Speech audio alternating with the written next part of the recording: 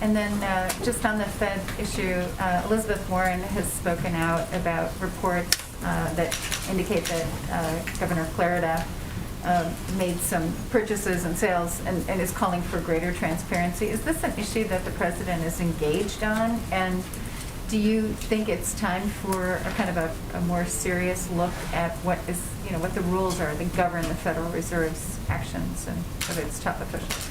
Well, we and the president deeply respect the independence of the Federal Reserve, and we're not going to comment on recent developments. But I can say, broadly speaking, the president believes that all government agencies and officials, including the Federal Reserve, including independent agencies, should be held to the highest ethical standards, including the avoidance of any suggestions of conflicts of interest.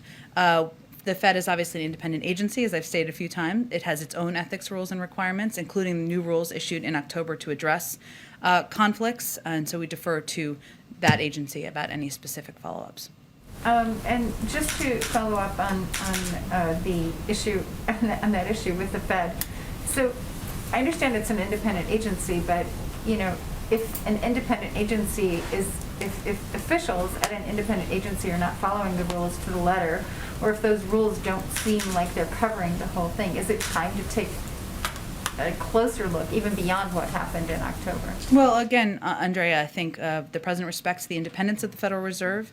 I just noted that they have their own ethics rules and requirements. They put new rules in place in October. I'd point you to them, but the president's expectation that all government agencies and officials, including independent agencies, are held to a high standard, with high ethical standards, avoiding conflict of interest speaks for itself.